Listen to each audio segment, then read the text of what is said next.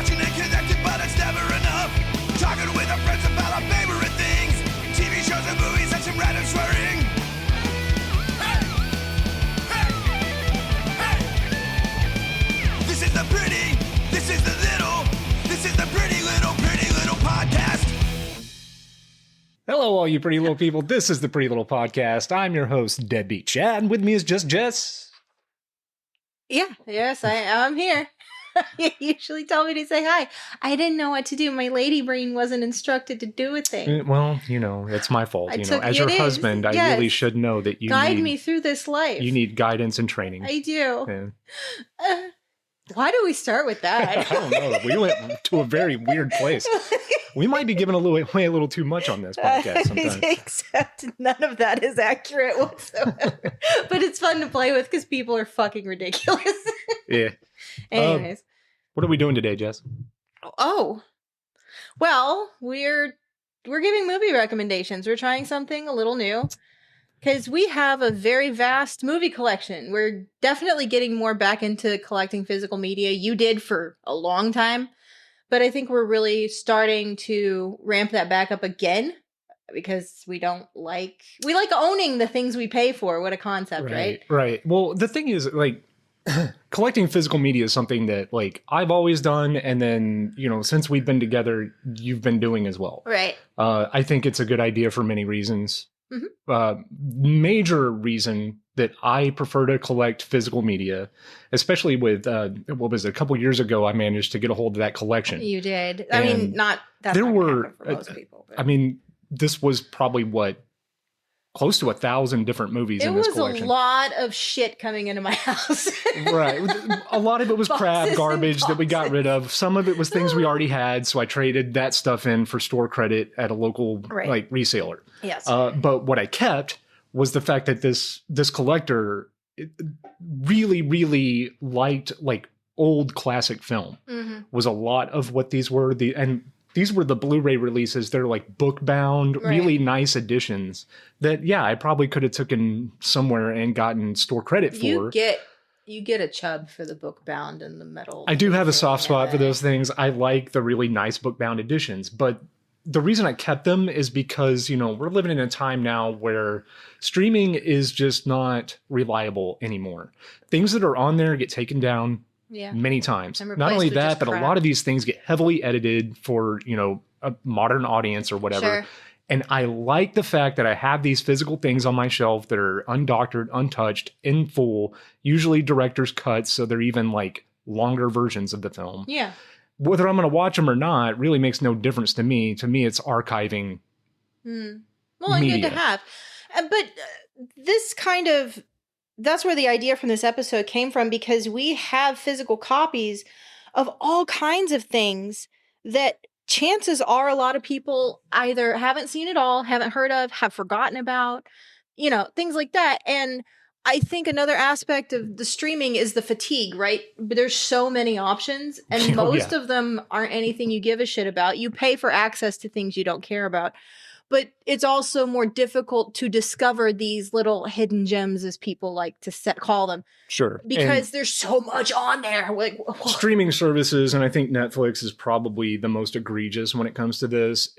Anymore, it's more like they just need to have content versus good content. Right, yes. They want you to open their app and see an endless ocean of possibilities for you to watch. Quality. And it doesn't matter if it's a series that was good and then got bad, or if it's a series that was really good and they just didn't continue making it for whatever reason. Netflix is the most egregious, because how many times have we watched something on Netflix and been like, okay, they're just not continuing the story? Well, yeah. Yeah, and then there's also the country locked thing. Several of the movies that I'm going to talk, at least a couple of the movies I was going to talk about today, or just ones I thought about that I wanted to watch, are available, but not in my country. Yeah. Yeah, I mean, you can always get a VPN and skirt around that, but I know what you mean. And your average person is not going to have a VPN.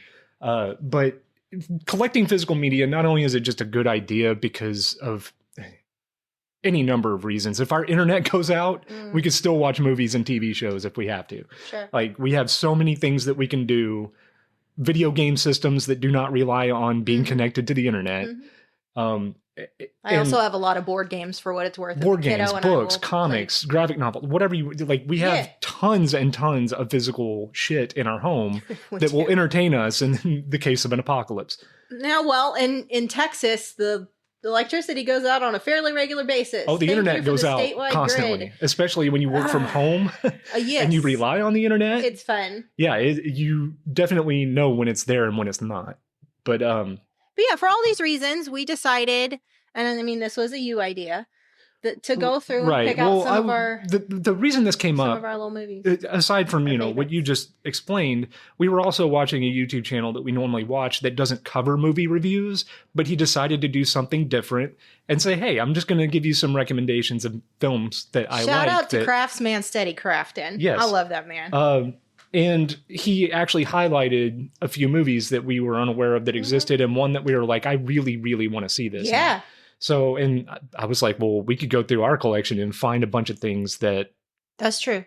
are lesser known, or in my case, the movies that I picked for certain reasons, but the biggest reason was these were not no-name movies. These were movies that went to theaters. People were aware of these films, and they just either underperformed or the buzz surrounding the movie immediately died out.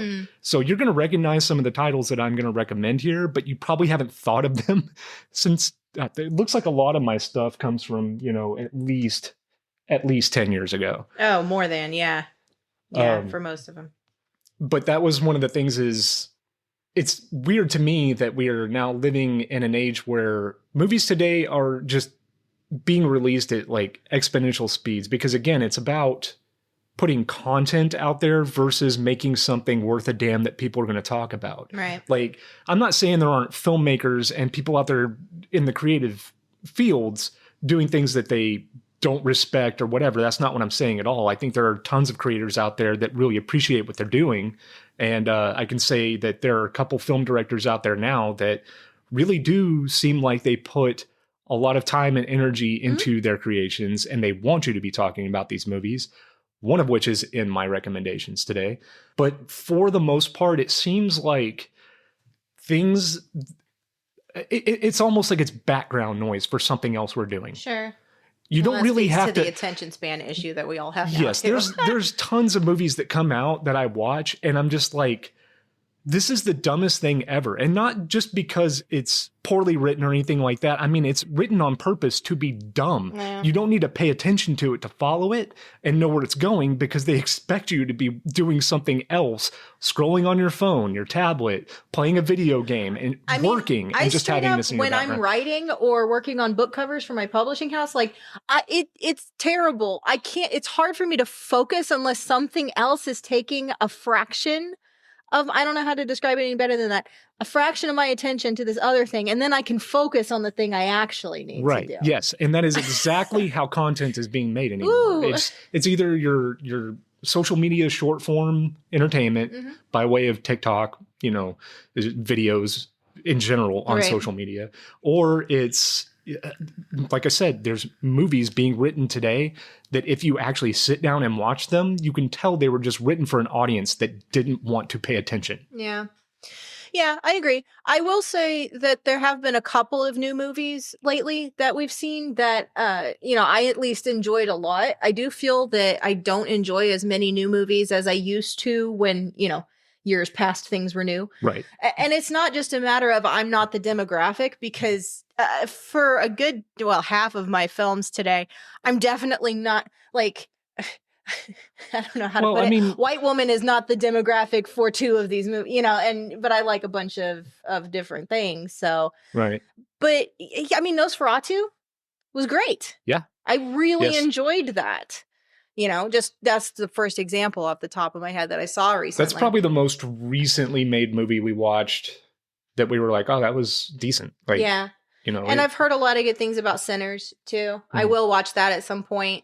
I do like Michael B. Jordan, so he's in it twice. But at this point, like, I don't give a fuck anymore about Ghostbusters or Jurassic Park or any of these. Well, that's the problem. All the IPs that we used to enjoy, they have just beaten to fucking death and turned them into things that I don't give a shit about. When there's anymore. one coming out every year, it seems like you remove anything that makes it feel special or deserving of your time and attention. Yeah, it's not like they're based on book series that like you're waiting, like the book readers are waiting because, oh, I know this happens and it's going to happen in this movie and I want to see how they do it. That's not the case. Well, they're just making it up as they go. On. That works against what you're putting out because, I mean, FOMO is a real thing. Like, that's a thing that could get asses in your theaters to see your movie. Yeah. If the fear of missing out is, I don't see this movie in theaters, I'm not going to see another one for 5-10 years. They'll probably go and see it. That's but if you get one every year, they're just going to wait for it to pop up on their TV and remind them to watch it. Probably so. Yeah. Enough fucking around. You want to get to some of these? Yeah. Why don't you go first as the man? Yeah, I mean, it is legally and respectfully my place to go ahead of you. You are the human shield that, I have tethered to my wrist. All right, let's see here. What you got? I'm going to start with a movie that many of you probably have not heard about. This is by a film director, Terry Gilliam. He is pretty well known. He's been working in Hollywood now for, 50 years? Yeah, he was in Monty Python. He was the one American in Monty Python. Right. And he went on and became a really distinguished and unique director. He makes several movies that I just absolutely love. Yeah, I mean, if you don't know who he is, I mean, Fisher King, That's my 12 favorite. Monkeys, Fear and Loathing in Las Vegas. These are just a few of the things that he has done. Sure. He's got tons of films in his filmography. We covered one early in the podcast. You and Chucky did. Yeah, Tideland. Yeah. So if you want to hear about his weirdest movie, in my opinion, go listen to that. Yeah. But the movie that I picked for this it's kind of falls into the category of what the fuck, because he tends to have that type of style, right? The Zero Theorem is a movie that came out in 2013. Did you want to run down the plot? Sure. Real quick. And don't expect like a ton of spoilers. These are recommendations. So we're just going to kind of be going through several. Right. We each have 4 movies we're going to be talking about. We definitely want you to watch these and not get spoiled on what's going on. So. The Zero Theorem is a 2013 science fiction film directed by Terry Gilliam, starring Christoph Waltz, David Thewlis, Melanie Thierry, and Lucas Hedges, written by Pat Russian. The story is about, Cohen Leth. Is that how you say it? Cohen Leth. Leth. That's the main character. A reclusive computer genius tasked with solving a formula that will determine whether life holds meaning. All right, so right off the bat, Terry Gilliam is one of those filmmakers that does not make what I would consider, well, not me, but he makes what Hollywood would not consider profitable films. They typically underperform in the box office, mainly because of the way that he writes movies it's not great. I like it because of the surreal quality that it offers, but Terry Gilliam's way of storytelling is very much like a Monty Python skit, where there's a setup and a payoff, and how they get there doesn't really matter. It's very dreamlike, right? In a lot of his movies. So that's what you're going into watching a Terry Gilliam film in general. I think I'm pretty sure that Fear and Loathing in Las Vegas was his most successful film, but this is among one of his worst, and I think Tideland might be his actual worst performing film. Yeah, this one did not do great. No, on a budget of $8.5 million, it grossed almost $1.5 million. Yeah. And that was worldwide. That's not even domestic. Domestic, it only, $257,000? Which is a shame. And I did want to note that, he's given conflicting statements, but there's a theory out there, that the Zero Theorem is meant to be the third part of a satirical dystopian trilogy, like an Orwellian triptych that began with Brazil and then 12 Monkeys. Right. And now this. Yes. So those he three said movies, yes and he said no. Those 3 movies work together, right, as a trilogy, if you will. I mean, it's a paranoid film about the government, right, and what they're doing behind the scenes. In this case, the government is hiring basically just a computer nerd to but to prove that life has no meaning. Right. At the end of it all, there's nothing but sun death and nothing matters. Right. And unfortunately, this particular computer nerd that they've hired to do this is obsessed with finding meaning in life. Okay. So it's got this weird quality to it where, you know, he is tasked with performing a job that would prove him either right or wrong. Right. So of course he's going to do it, but the government is portrayed, personified by Matt Damon. The government is a person, not an entity. He's not even mentioned in the starring. Yeah, he's definitely in there. What do they call him? Let's see here. Yeah, he's just called management. Ah, yes. So, yeah, and he's just a fill-in for the government personified. Okay. He's who hires Cohen to prove that there is no meaning to life. Cohen is just kind of he's a reclusive hermit. He lives in a like old decrepit church, and you're going to get a lot of things out of this movie that you're going to get from a lot of Terry Gilliam films. But I think this one just kind of cranked it up a little bit. And that's why I like it so much, because it is everything that he is known for just turned up a little more. You know, when you watch one of his films, you're going to get these incredible sets. They're just full of trash and paper, and they're just littered with this experience of not only being lived in, but overly so. Like these things are just like buildings and apartments and things like that. You just see remnants of people who lived there before, even though someone new was living there.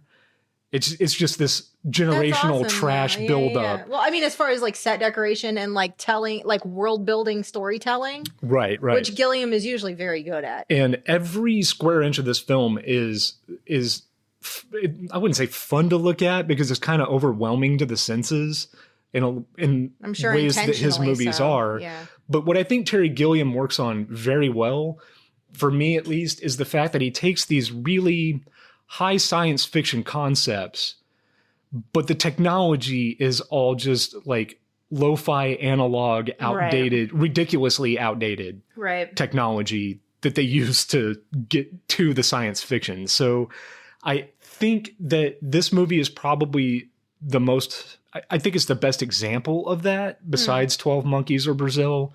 Brazil, obviously, because that was made, you know, in the early 80s, where 85. Technology wasn't really what it is today. Right.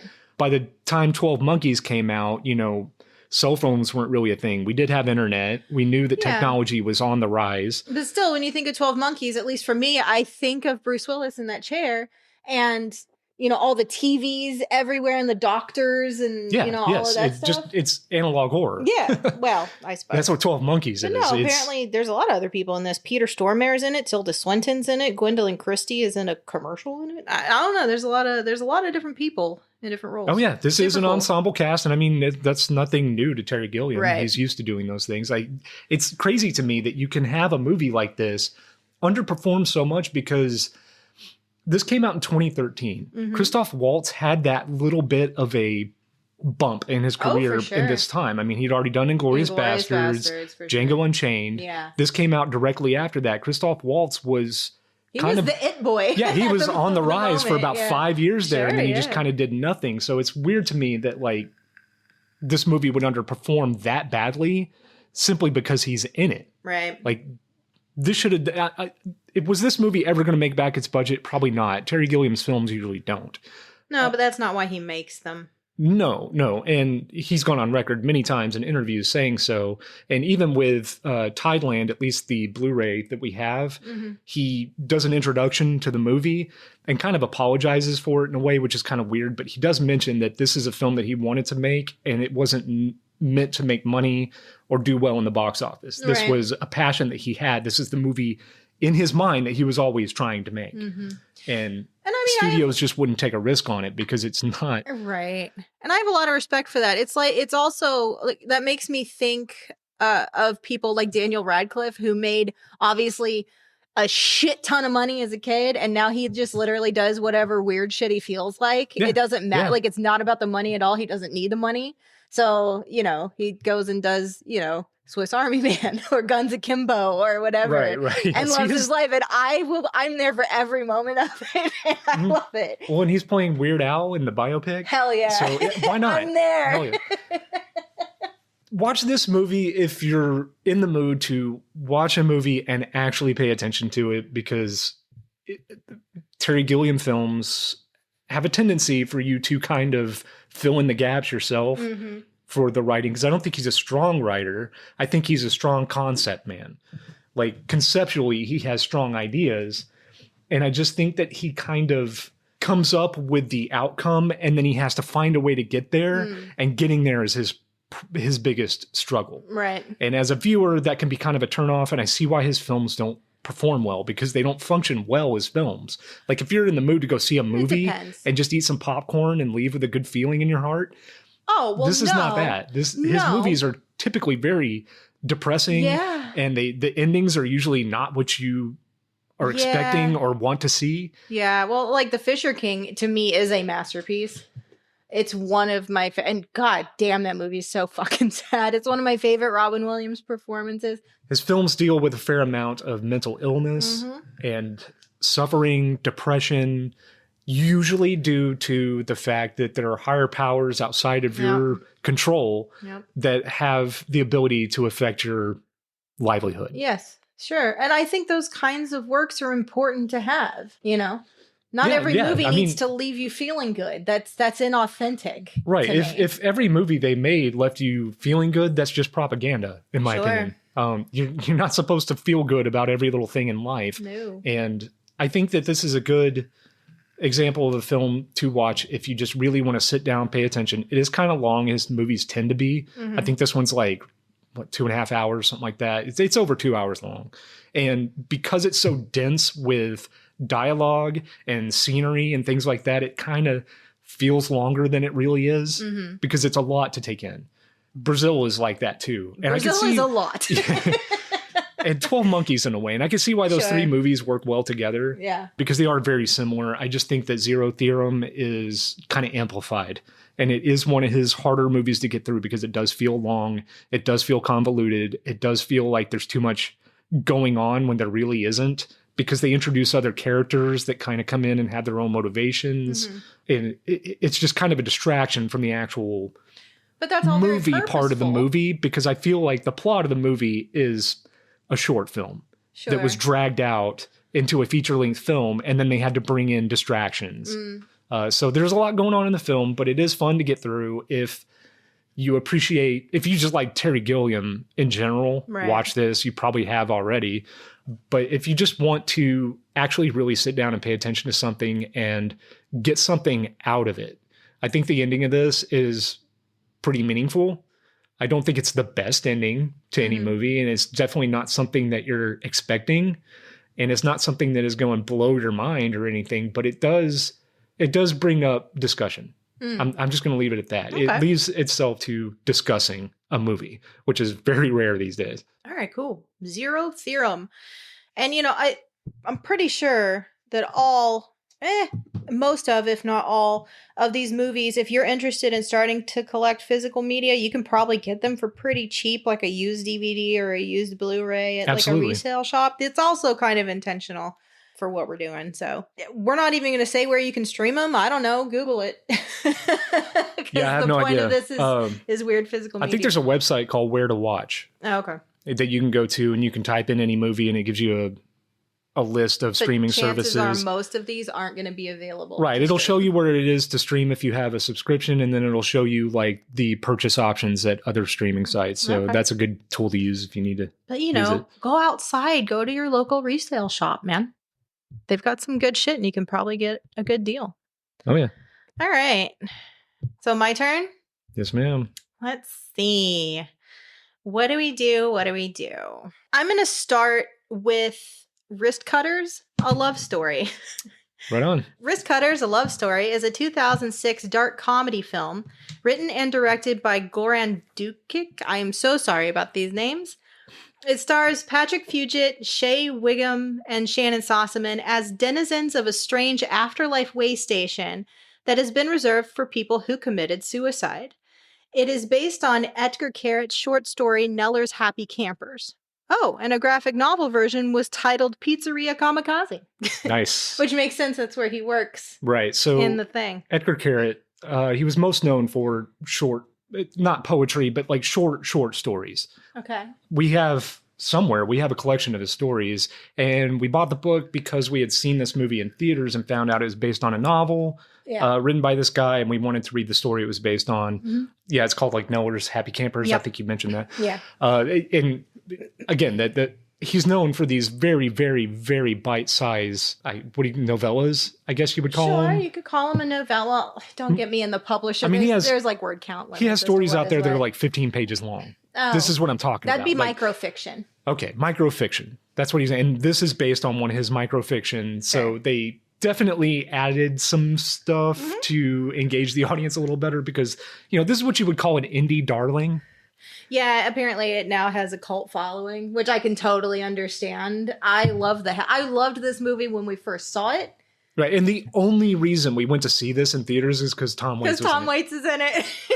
That is Tom Waits got us in the theater to see this. And by the way, when this came to theaters, this was not majorly released. We had to go to like a specialty theater in Fort Worth, I think, or Dallas. Yeah. One of like a Majestic style. Right. And theater. This had very, very limited screenings in Texas, at least.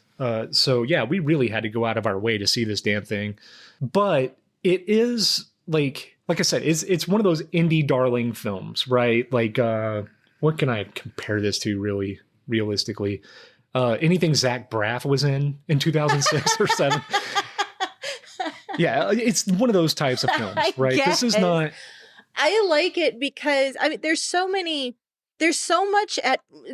working here that isn't necessarily the performances. And the performances are great, that's not what I'm saying.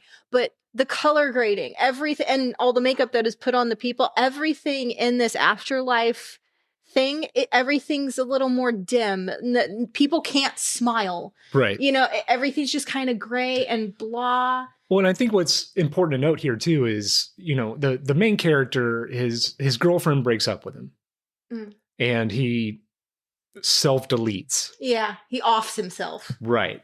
That's what they say. And he mentions in the intro of the movie that he's like, you go to like basically a purgatory that's just slightly shittier than the one we live in. So everybody there, and this world is populated, but it's all populated with people who have done the same thing. Right. And yeah, he gets a job at this pizzeria Kamikaze, and everything is just slightly worse. It's just slightly more irritating. That's like I said, you still got to go to work. You still have shitty roommates. But now, like, you fumble a little more and you can't smile and, you still got rent and everything. So he does what he did because his girlfriend broke up with him. And then while he's there, he learns that she also offed herself. For a different reason. But basically, he has to go find her. And that's right. So now the entire movie is a road trip movie to go find his girlfriend. Right. And I'm not going to say anything about if he finds her or anything that happens there. He does make friends with Eugene. He makes friends with a man named Eugene who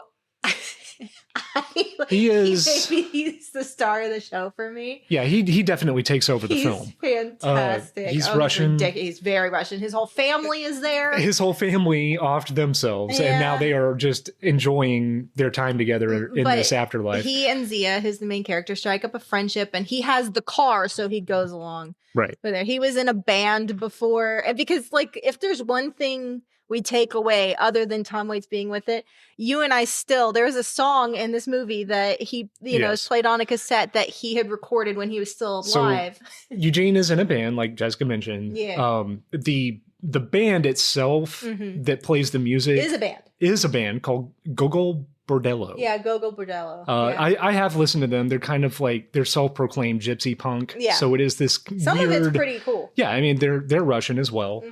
So it definitely has that like feel to it. Some of their songs are in English. Most of them are in Russian. Yeah. But they're a fun enough band that, if you like ska, you're going to like them. Yeah. They're very upbeat, high tempo. There's horns and stuff. And then they have some somber songs and things like that. But I just want to mention that. Yeah, no, for sure. This is an actual band that you can go listen to that has decades of albums. Like in Cyberpunk, the Samurai Band, right? Is that what they're called in the game?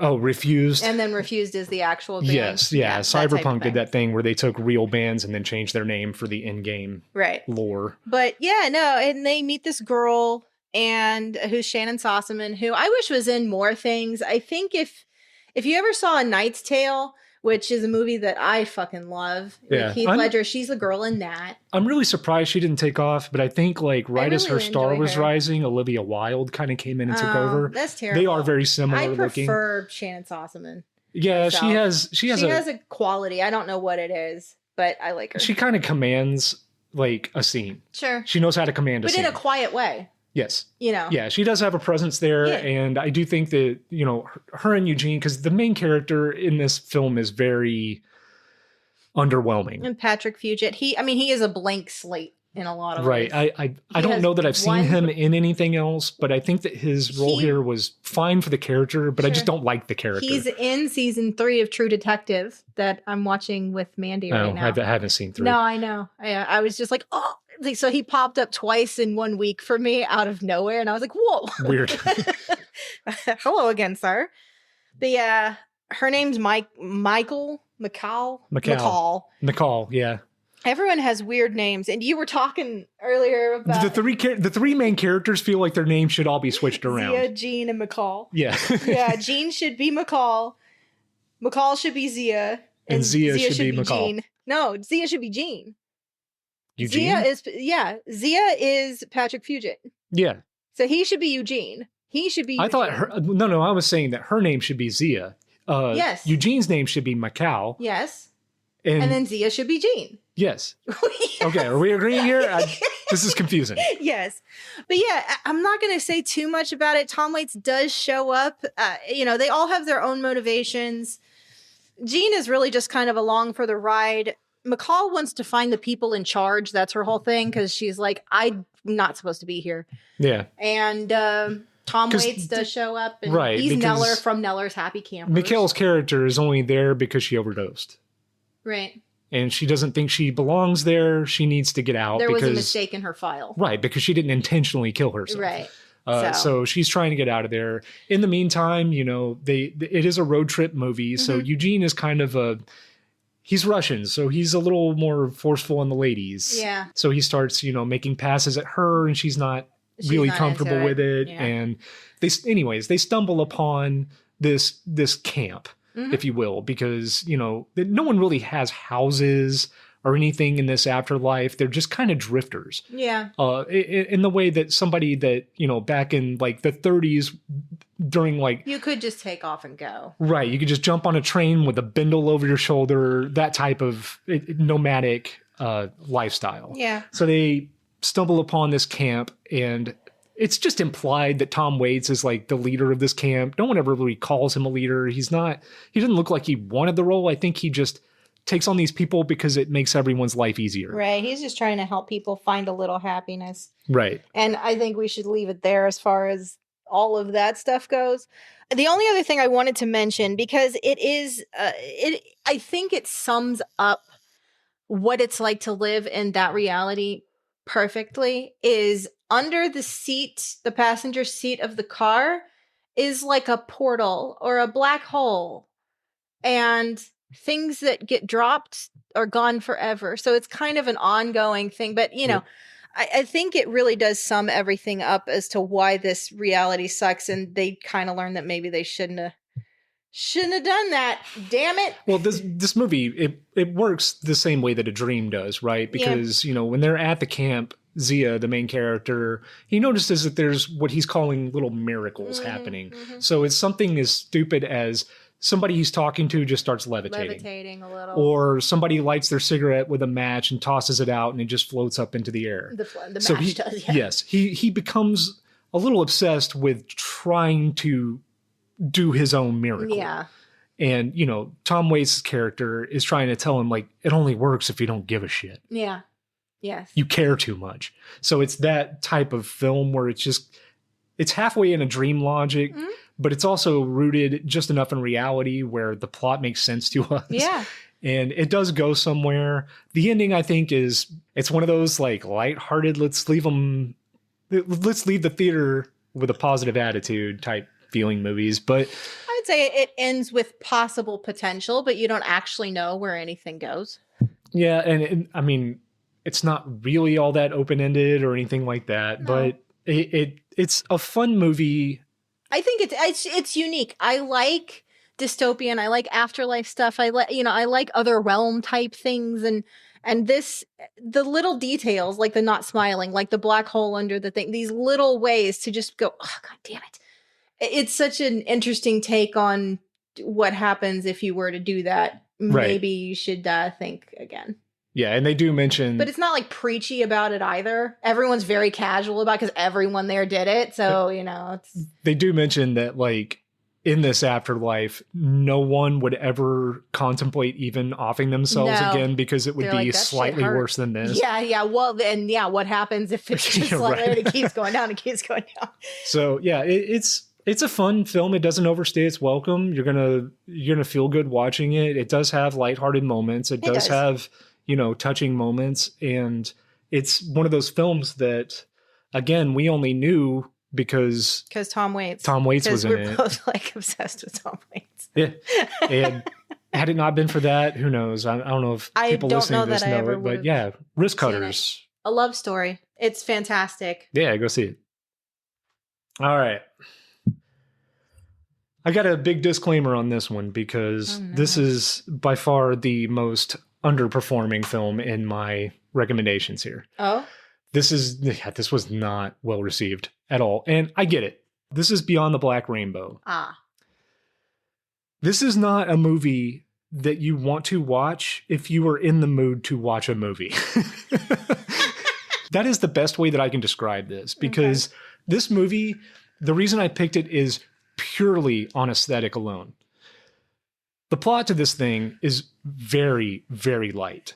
If you guys ever watched Stranger Things, the backstory for the character of Eleven is this movie. It's that. So that's all I'm going to say about the plot because the plot is very light. It is not really something that can carry an entire movie, especially a 2-hour movie, the way that this film does. I'm waiting for to tell people what it is. All right, go ahead and tell people the plot to this. Well, you love this movie. I do.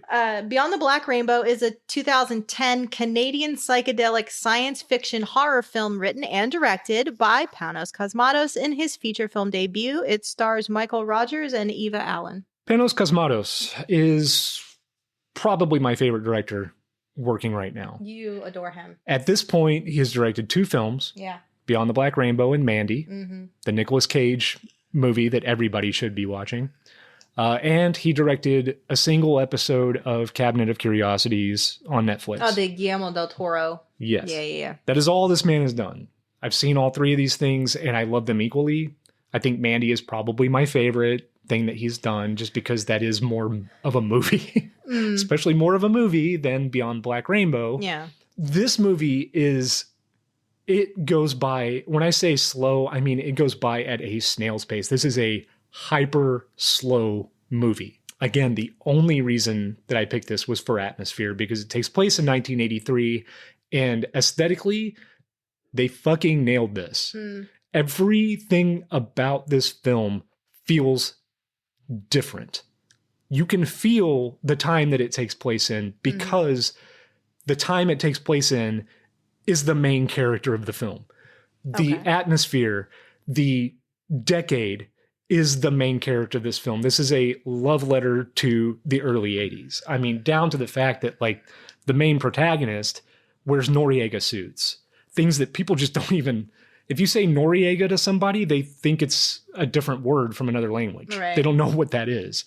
We are so far removed from these trends and things like that. But painstakingly, they have recreated this 1983 time capsule of a film that is also an entire liminal space. You know how I am I love liminal spaces. Dude, I just want to take a nap in them.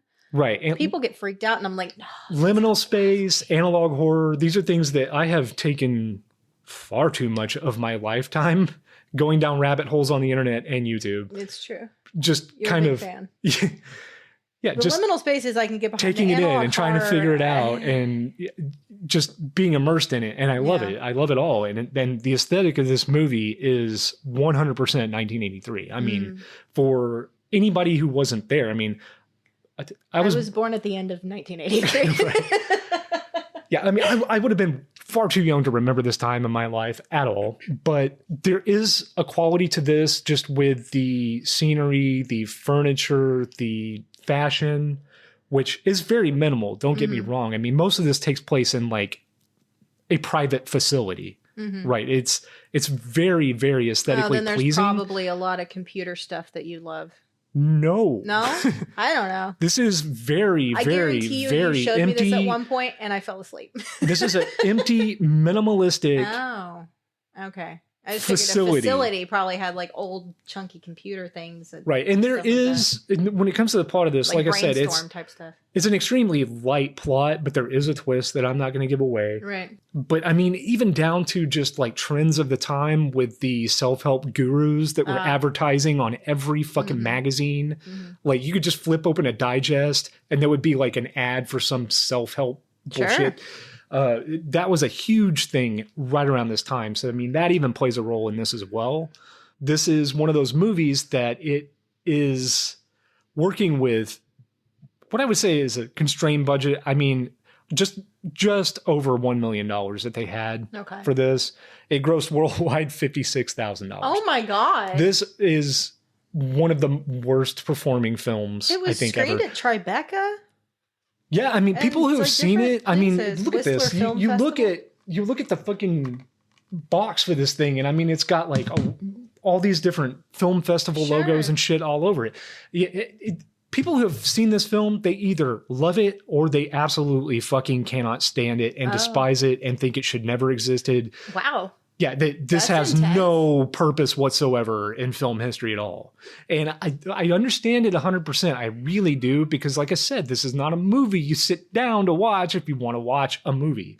If you have friends over and you guys are having movie night and you put this on, you're going to hate this movie.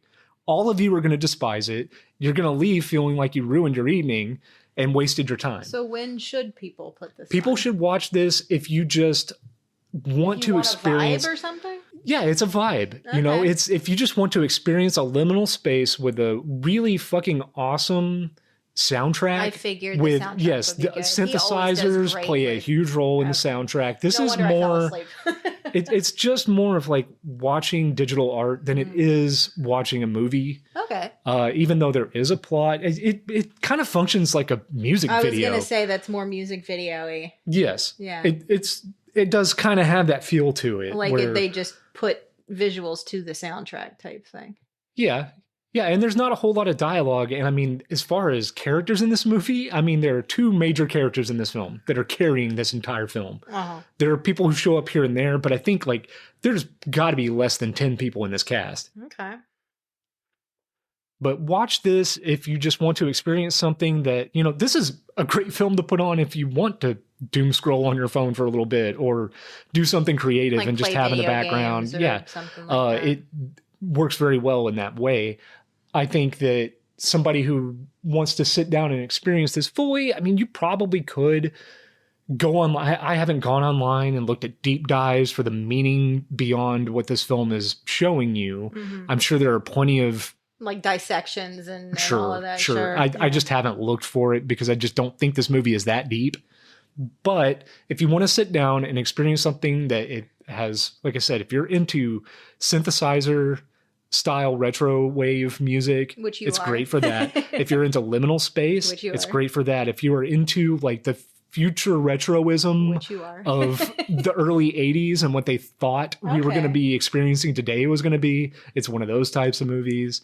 It sounds like how I imagine the inside of your head is at some time.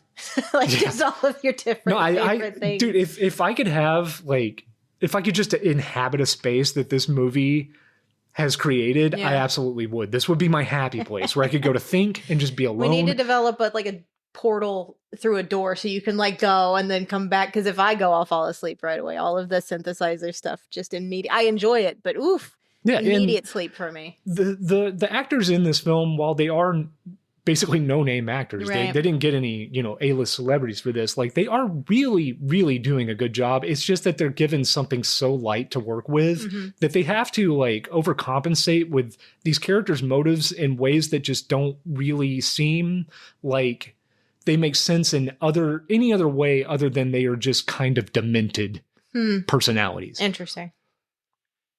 All right. So Beyond the Black Rainbow, go check that out. And also go watch Mandy. I highly recommend that. Go watch that episode of Cabinet of Curiosities. Yeah, Mandy is a good movie. I don't like watching it very much, just because Nicolas Cage does too good of a job, specifically, and I'm sure you already know what I'm talking about, but his breakdown in the bathroom, I'm getting upset just thinking about it. After what happens. The scene in the movie that people think is the funniest is really not funny. It's oh not. My God. It isn't. It is one of the best portrayals of raw grief that I have ever seen. And I hurt for him. Yeah. So, but the movie itself is a total vibe and really cool and everything. But and that's what you're getting from Beyond the Black Rainbow. If you've seen Mandy and you like the aesthetic of that film and the vibe that it's giving off, that's what this is. But it's all that. I will do my best. I guarantee you have shown me this at some point in the past. You fell asleep.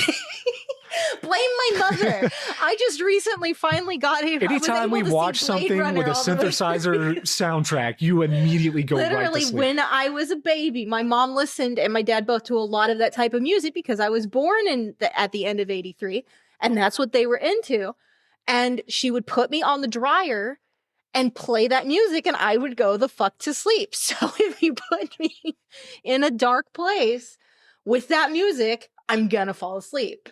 It's a Pavlovian response at this point. Fair enough. Man. And many of you may fall asleep watching this. Like I said, this moves by at a slower pace than I've seen any film ever move. Oh, but it doesn't sound like the plot is the main point anyways. So. Not really.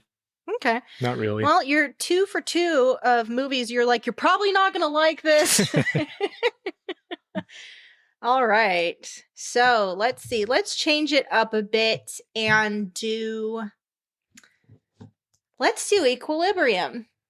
Equilibrium is a 2002 American science fiction film written and directed by Kurt Wimmer and starring Christian Bale, Emily Watson, and Taye Diggs.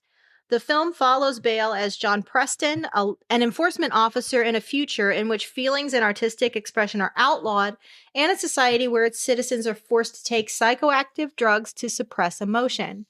After accidentally missing a dose, Preston awakens and begins to uncover the suspicious inner workings of the regime governing the totalitarian state. I love this movie.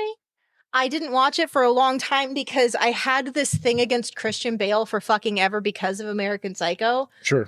He did such a good job there that I would get physically revolted whenever I saw him. And then I found out he was the voice of Howl in Howl's Moving Castle. And I was absolutely betrayed at like a cellular level.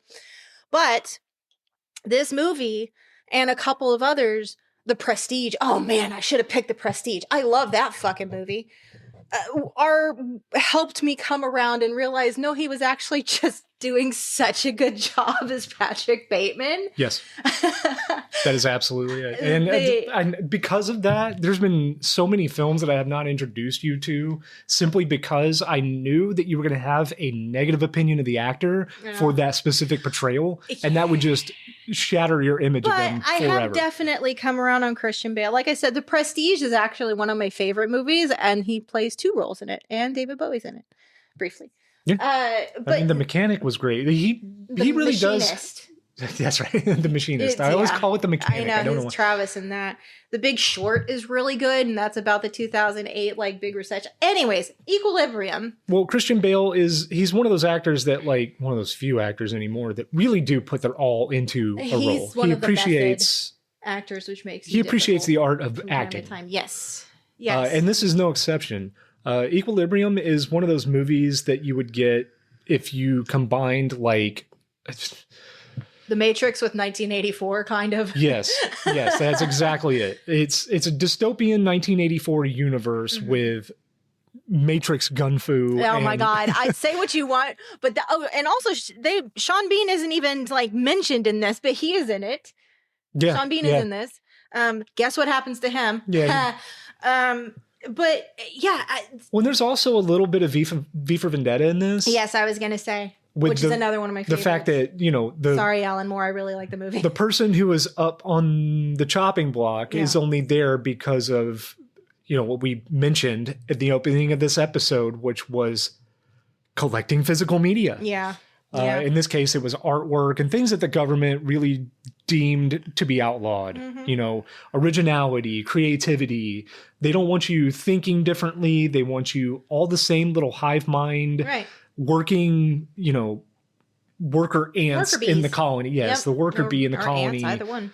That just kind of falls in line, does what you're told, and you're just simply there to be a cog in the machine. Right. And so he's an enforcer, right? He's one of the people that track down people who have been not taking their drugs, people who are showing emotion. And it is very Big Brother in that, like, there's cameras everywhere. Like, there is no emotion. There is no art. There is no love. He does have kids. His wife is no longer there. But you go through and everything that makes you human has been stripped away. And so what do you do if, through no fault of his own, because he did not intentionally stop taking the drugs. Right. But when that starts to break and you start to live, what the fuck do you do? Especially when you're in this position and everybody around you who works with you is also watching, Yes. Who's showing emotion, who has to be stopped. Right. And that was one of the things that I was going to highlight here, because something that I noticed watching this film is that there is no sense of childhood. So the kids are acting like adults. Yeah. Oh yeah. His son, especially. It makes sense. Yes. It really does. And like you said, it's this drug they're taking that just kind of makes them docile and compliant. Yeah. There's like alarms that go off throughout the city and everyone stops as one, doses. Takes their drugs. Going. Yes. Yeah. Like you had mentioned, through no fault of his own. What is his name? John Preston. That's right. He accidentally doesn't take his medication. Yeah. Mm-hmm.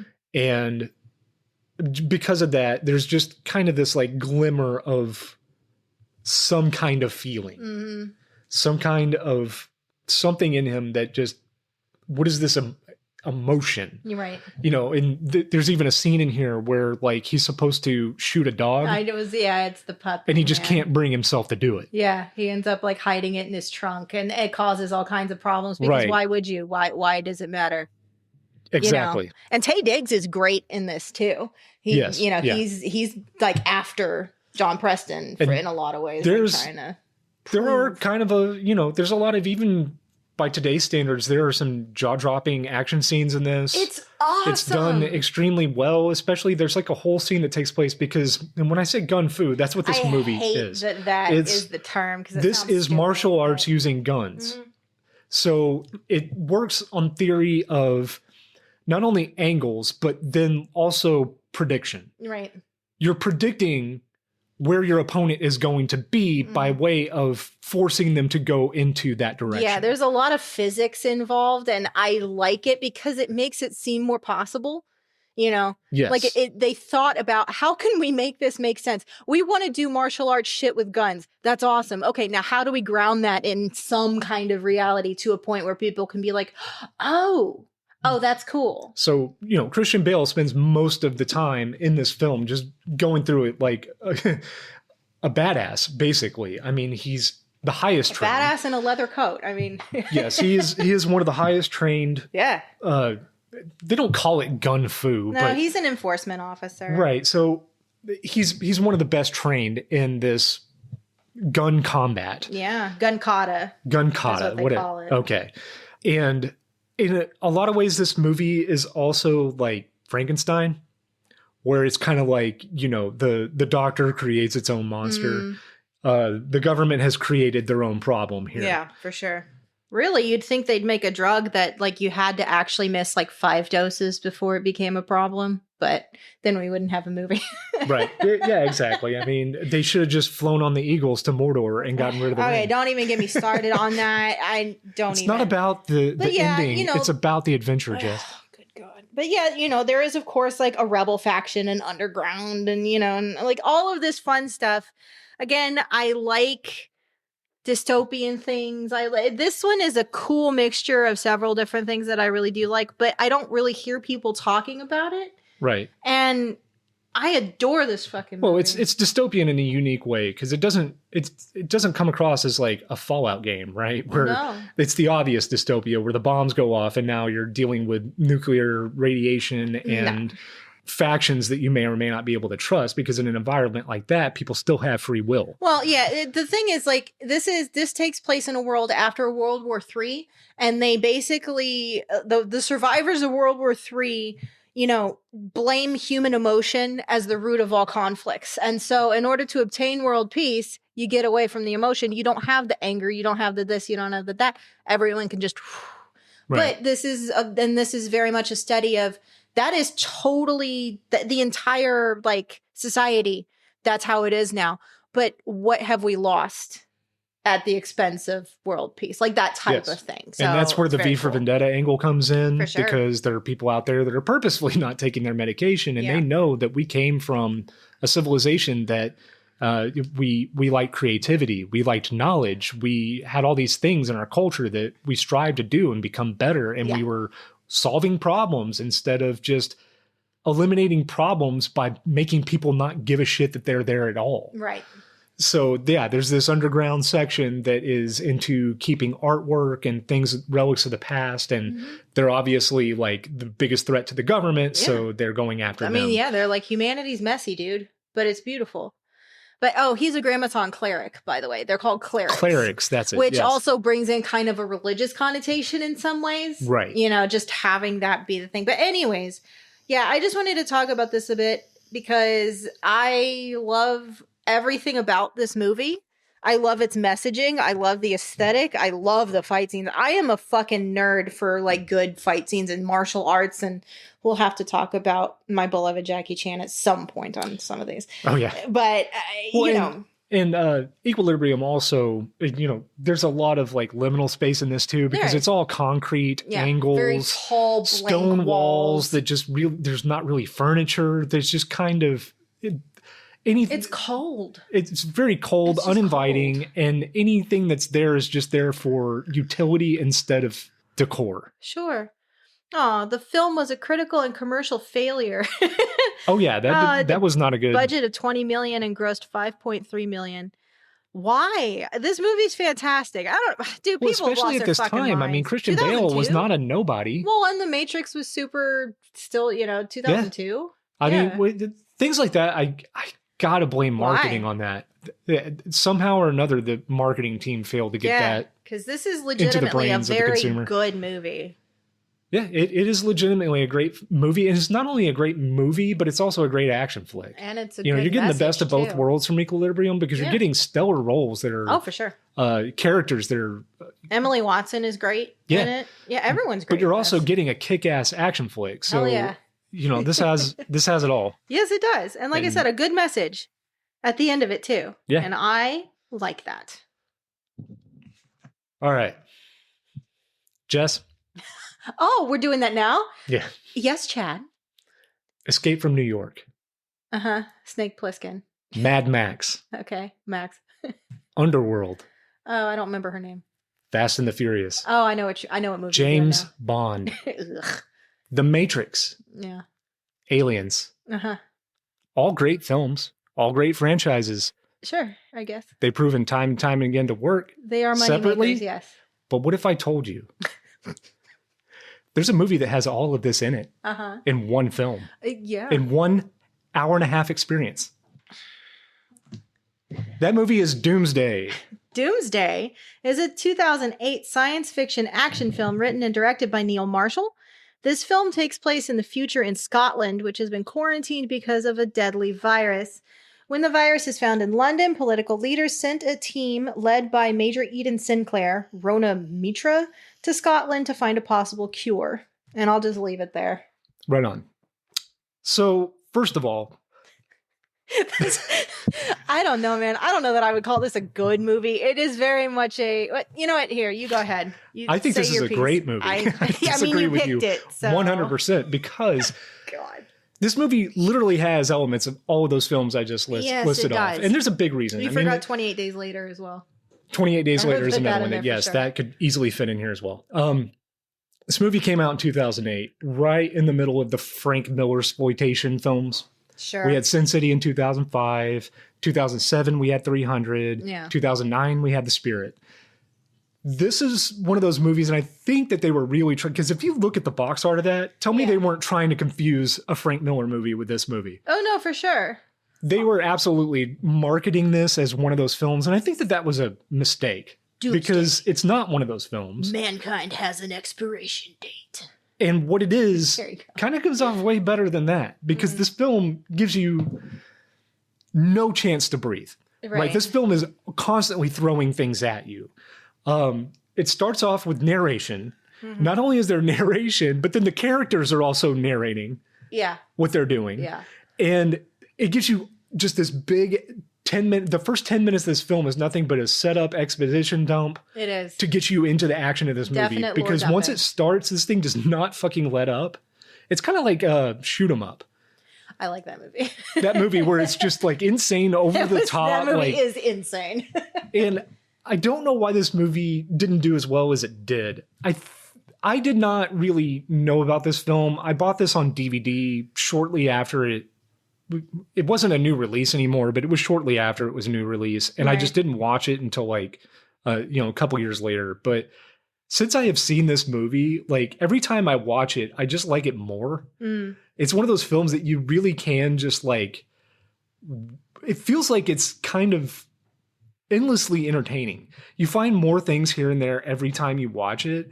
And with so many like callbacks to other films and things, it's don't get me wrong, it's stealing. It's intentional. It is straight up the director stealing has ideas said from other he movies. Drew inspiration.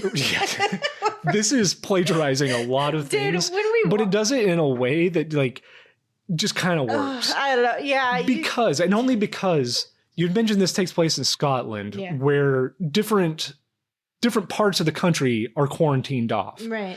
And each one of these sections has their own culture surrounding it. It's been like 30 years or something. Right. There's no fucking way, but okay, sure. Some of them look like they're straight out of the Middle Ages, and some of them look like they're from the future, and some of them look like they're from Sin City, and some of them look like they are, just kind of a more... They're like wild Celtic people sometimes. And so you're getting this weird blend and mix of futuristic... science fiction fantasy concepts with this medieval... It straight up says he based it on the idea of futuristic soldiers facing medieval knights. There you go. Yes, that is... There's definitely a scene in this movie where you're watching the main character from Underworld fight King Arthur, essentially.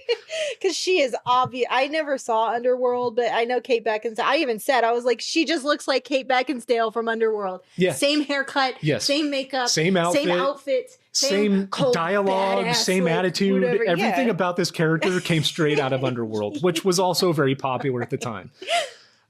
So with a budget on this, it had 30 million. It only grossed worldwide 22 million. So it was the a most failure. Successful one so far, I think, in our recommendations. No, I think Risk Cutters did well. Probably. It was a failure, and marketing is 100% to blame for this. There's no reason a film like this, coming out at the time it did, taking so much from other popular films, would have underperformed. Right. Other than it just was not marketed well. Even the cover of the DVD gives you a very different sense of what this movie is. Like the Celtic warrior chick is like center at the top, and she's not a main character. No.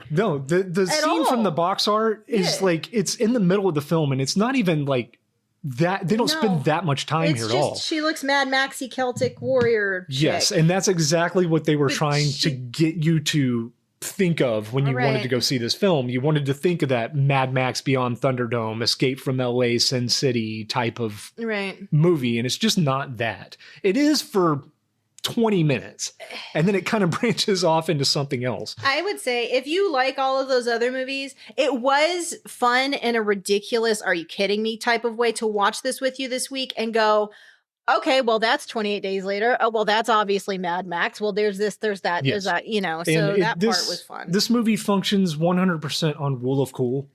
It doesn't have to make sense. It just has to look fucking cool. And this movie looks cool. You can tell too, there were straight up things from Fury Road that were taken from this. Yes, absolutely. Like, I'm talking about 100%. like entire shots Oh, yeah. that were just straight up stolen from this film. So, I mean, it must have had some kind of impact on George Miller. Well, yeah, because when I say that, like, oh, yeah, I see what you mean.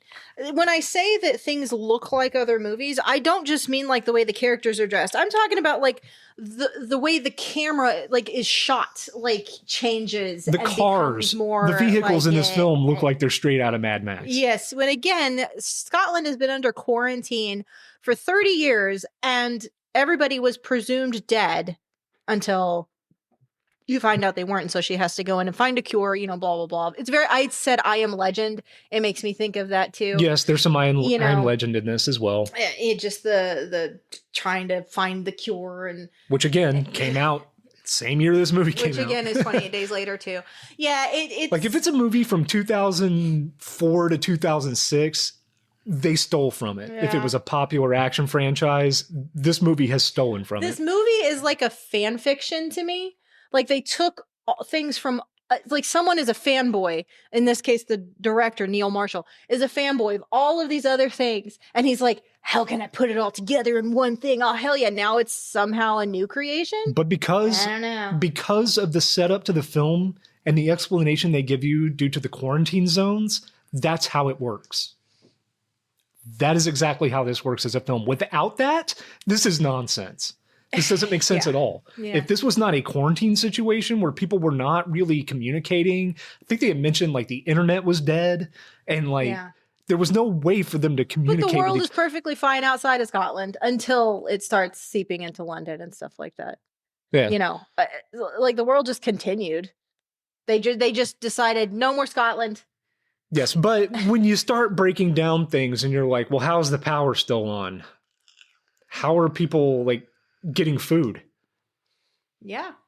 When you start breaking it down to like try to make sense of this, like it does not actually make sense. But again, this works on rule of cool, so it just has this setup and then the explanation as to why these factions are so weird from each other, and then it just goes. It hits the play button. Yeah, I would say if you're an action horror movie nerd and you just want to kind of unplug and not think too much about what the fuck you're seeing, extremely graphic, especially the unrated version, because you know in 2008. It is very graphic, yeah. What did we get in 2008? Unrated versions of every fucking movie. This is for TV, we couldn't show you this in theaters, you know. I mean, they could have. It's just violent. They would have killed us if we'd shown you this. Look, more tits, more blood. But again, this is one of those movies where the main character, while she's good. Like I don't think she's doing a bad job, but there's also parts of this movie where it's like a 300-pound like muscle dude punches her in the stomach and she's just kind of not phased by it, man. Right? Yeah, and she weighs probably 120 pounds, right? So suspend your disbelief. She's a badass, Chad. Yes, badasses don't feel pain or react to like physical. They never get their ribs broken either, apparently. Yeah. But yeah, turn your brain off, throw this on, have a good time for an hour and a half. This does not overstay its welcome. The pacing on this movie is so quick. It's the opposite of Beyond the Black Rainbow. Right. Yeah. This is if you watch Beyond the Black Rainbow and then watch this, you think you're watching at something at like 2 times speed. Yeah. But the editing of this movie is kind of atrocious. I would say if there's anything this movie does wrong, it's the editing, because I did not like the editing. It's very close up, quick shots. And it's trying confused. You can't follow the fucking action. Right. It's really trying to like get you through it so quickly that you don't have time to process that what you just saw does not make sense. Right. But it is fun. It is short enough to just put on and kind of enjoy for, you know, shut your brain off, enjoy it for an hour and a half, eat some popcorn, go to bed. Okay. All right. So let's really, really change it up and talk about Ruby Sparks. Ruby Sparks is a 2012 American romantic fantasy comedy drama written by Zoe Kazan and directed by Valerie Ferris and Jonathan Dayton. It stars Paul Dano. I want to say Dano. We said Dano for so long, but he I know, says it's Dano. so weird. It's wrong. He's wrong about his own name. It's true. As an anxious novelist whose fictional character, Ruby Sparks, played by Kazan, comes to life and his struggles to reconcile his idealized version of her with her increasing independence.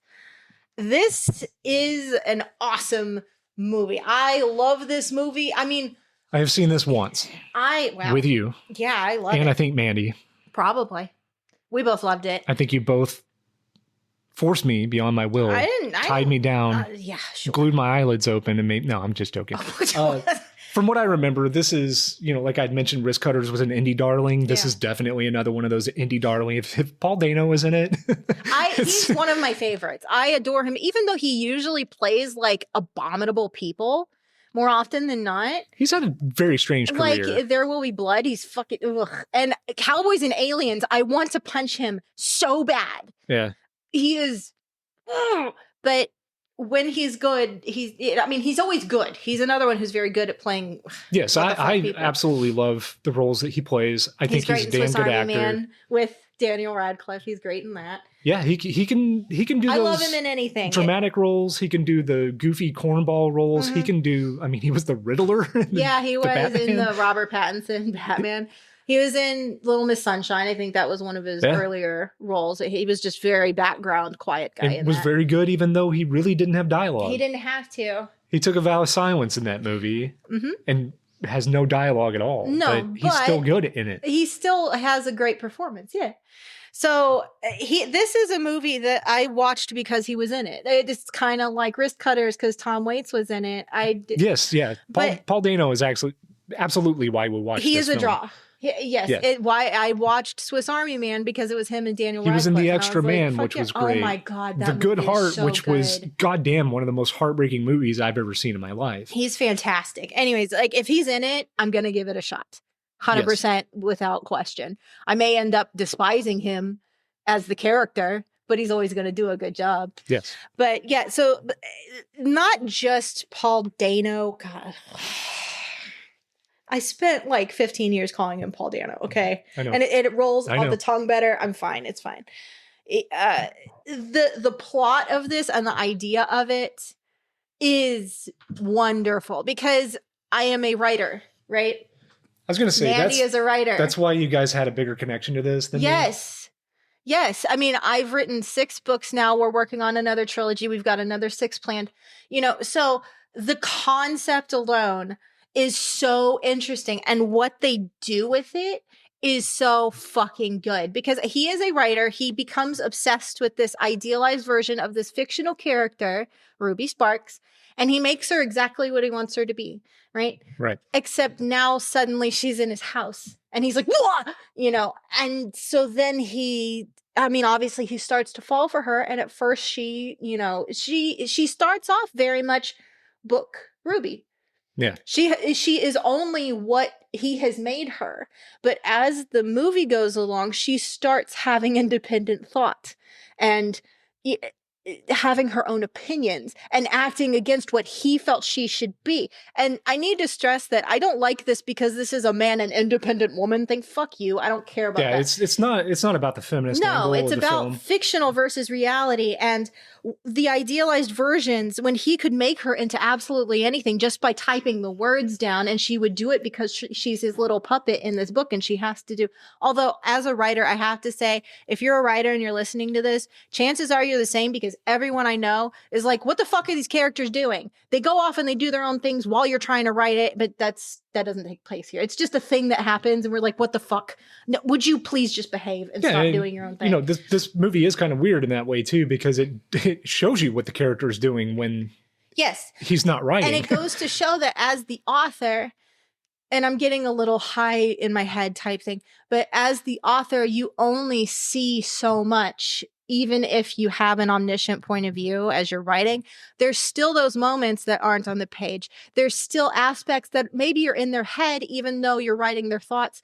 There's still more there. And if they were to come through and you actually interacted with them, they might not behave exactly the way you think.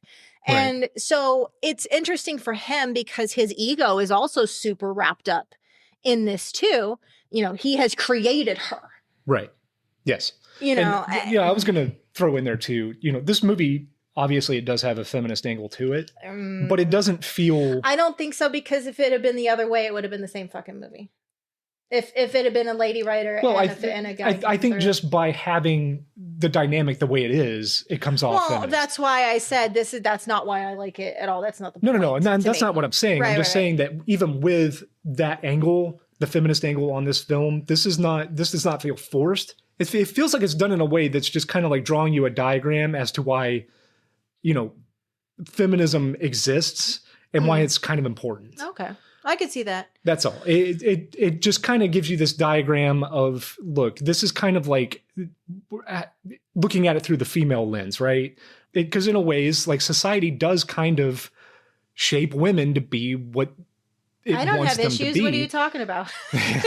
I'm not affected. I would say society affects females negatively far more than it does men. Sure. I'll just put that out there. Okay. That's just my personal belief, and you probably feel differently. That's fine. You're entitled to that feeling. But I think that this movie explains pretty simply that society, and society being, in this case, Paul Dano as the writer, literally molding her into what he wants her to be. Sure. And her going, wait, I'm not feeling comfortable with this. It makes me feel weird. It makes me feel weird in my own skin. Yeah.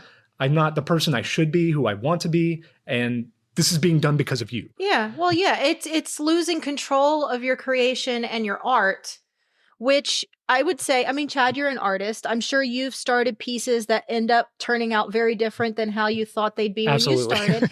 Evolution and allowing the piece, whether it's written or painted or however the fuck you want to say it, letting it speak is really important. And that's something that he has to learn very forcibly in this movie. Yes. And that's what I take away from it. She, I get what you're saying, and I agree. But to me, it's not the fact that she's a woman at all. It's just that she is his creation. And the tagline for this is "She's out of his mind." And I think that's fantastic. Yeah. But it is, indie darling for sure. I just don't know of another movie like this. Definitely one of those indie darling. For all that, I think it was produced by Fox Searchlight. I think that's their independent label, if you want to call it that. Let's see. It says Bonafide Productions. What am I thinking of? Oh, it's distributed by Searchlight. Okay. Yeah, there you go. There you go. That's, the logo they put on there to make you think it's an independent film when it's really backed by Fox, 20th Century Fox, which is one of the biggest film corporations in the world. Yeah. But it does have that indie darling film feel to it. Like I said, if Paul Dano is in it, it's probably going to be an indie film. Yeah. Unless with the exception of, further on in his career, he's definitely taken on roles with bigger studios and things like that. But this is kind of where Paul Dano came from. Yeah, this is my favorite era because, like you said, Extra Man, all of those other movies. The Extra Man, A Good Heart. Oh, they're all so good. Or maybe it's The Good Heart. It's The Good Heart, yeah. This, Little Miss Sunshine, all these films that kind of molded his career and kind of typecast him for a while into these types of films before he got into boy. There Will Be Blood, I think was his first real major. Right. I think that's where people started, people at large started taking note of right. him. And then shortly after that, there was the movie he did. What was it where the parents of a neighborhood think that he molested a child, so they kidnap him? Oh my God, that's Jackman's right. in it. Yeah. Oh, I can't remember what that's called. I can't remember the name of that film. Oh man, that was fucked up. Yeah, that was another movie that he was extremely good in. And I think that he's very deserving of the career that he has. Yeah. He's done a lot of movies at this point, and he came from, like I mentioned, these little indie darling films that you could easily have replaced him with a Zach Braff. Why do you keep bringing up Zach Braff? Because Zach Braff was another one that tried to do that. I don't give a shit about Zach Braff. Failed. I love Paul Dano. I don't care about Zach there's a reason. Because Paul Dano is a better actor than Zach Braff. All right. Yeah, but there, there's this whole thing because also at the beginning, Ruby doesn't believe that he created her. So there's this whole thing where he has to prove to her, and it's really humiliating, purposefully so. He writes shit down, and she finds herself doing it. Yeah, there's a cute little moment in the film where they go through. Not that cute. Forces her down on her knees and stuff. Not sexual. I'm just saying he makes her body do things innocuous things, but still against her will. And he's like, no, do you fucking see? And she's Right. like, oh. And So- this movie it's clever. It is very clever. The biggest thing, the best thing I can say about this film is a clever movie. And I love that Zoe Kazan wrote it. She is Ruby. She plays Ruby. She wrote this movie. Right. And this, if you are a creative at all in any way, and you understand what the fuck we're talking about when I say like art in any form takes a life of its own. Yeah. I mean, literally Well, and I in would this, say but I mean like. Especially if you're a writer or aspiring to be one, watch Sure. this movie. Woo. It's very good. I love it. I don't know of another movie quite like it, and it's such a genius idea, and it's acted and shot so wonderfully. Yeah, And I just I don't know, again, man, I love it this was fucking backed by movie. 20th Century Fox, so this doesn't have an indie movie feel to it. It definitely has like a big budget studio trying to make an indie film vibe. Yeah, it doesn't say what the budget is. It said that it made 9.1 million in the box office, but I don't see like what the budget actually was. I'm going to go ahead and say that this film probably underperformed. Well, probably so. It's not. I don't know. I don't know what the budget is, but it is something. It's another one that I don't ever hear anybody talk about. So I wanted to bring it up. I try. You chose movies that were like known at the time and then forgotten about right away. Immediately, like had a lot of buzz built up around them, and then after they released, they just kind of faded away. Yeah, all of my first three are very much just movies I don't ever hear anybody talk about that I personally love that kind of fit different. I mean, I love Ruby Sparks. I love Equilibrium. They're very different movies, obviously. They're nothing, but I tried to cast a wide net of different types of movies. Yes. Wrist Cutters is not like Ruby Sparks, is not like Equilibrium. And then my fourth one, which we'll get to in a little bit, I picked, I'll talk about why I picked it when we get there. So Ruby Sparks is fucking awesome. You should watch it. All right. So my fourth and final recommendation is an animated film. I wanted to put an animated film in there because I love animation. Mm-hmm. And this film stars Keanu Reeves, Robert Downey Jr., Woody Harrelson, Winona Ryder, and Rory Cochrane. This has a great cast, especially for the time. I believe this came out in 2006. It did. Do you want to give a description of the film? Do you want to tell me what the movie is? A Scanner Darkly. A Scanner Darkly is a 2006 American adult animated science fiction thriller film written and directed by Richard Linklater. It is based on the 1977 novel by Philip K. Dick. The film tells the story of identity and deception in a near-future dystopia constantly under intrusive high-tech police surveillance in the midst of a drug addiction epidemic. Richard Linklater is not an unknown. Mm-mm. Anybody who collects movies or loves film knows who he is. His films are usually very good. I would not even say that this is an exception. But because this is based on a Philip K. Dick novel who, growing up, I liked Philip K. Dick. Right. I just did. I wouldn't say he's one of the best science fiction He was writers. a unique voice and important for the genre moving Sure, forward. much like Terry Gilliam, he was an idea man Right. that just kind of struggled a bit to execute what he was trying to convey. Right. But without Philip K. Dick, we don't have things like Blade Runner or Total Recall. He's Minority Report was Okay. another one Yeah, of yeah, his. There's been tons of movies that were adaptations of his books. Right. In ways that you probably wouldn't even know, just because a lot of the times they change the title. Like massively. Blade Runner was Do Androids Dream of Electric Sheep. Yeah. Total Recall was We Can Remember It For You Wholesale. Right. So there's reasons why they This changed one it. actually is the title, though. Yeah, A Scanner and it still Darkly. doesn't make sense. It does if you watch the film or read the Yes, I was book. gonna There's a say. reason. Yeah. But any average normie looking at this poster, like A Scanner Darkly, no one's going to see this. I do need to point out it's rotoscoped. Like that's the That is animation. exactly why I chose this. Right. Because it's an animated feature, but I didn't want to pick I wanted something unique. And this is very unique. For anybody who's seen a movie called Waking Life, Who this, Richard Linklater also directed. yes, this is the same studio that did Waking Life. So it's that same type of animation where they've rotoscoped, right? So Yep. they filmed the movie Yep. and then they went over with digital animation And drew and everything. painstakingly made each little strand of hair and strand of beard when I hair. say everything, I mean everything. It's trippy. It is extremely trippy. It's very trippy, but it works perfect for a drug addiction movie. Yeah, and for a Philip K. Dick adaptation, because this is Philip K. Dick's most paranoid. This is one of the story. most paranoid movies I've ever seen. This is an extremely paranoid movie. So if you're one of those people that get freaked out by paranoia and things like that, or your mind can like set you off into like a panic attack or something, you probably don't want to watch this. Or maybe you'll see yourself and realize it's really okay. I don't know. But one thing I do have to warn you also watching this film is not only is it extremely paranoid, it's kind of hard to follow. Reasonably so.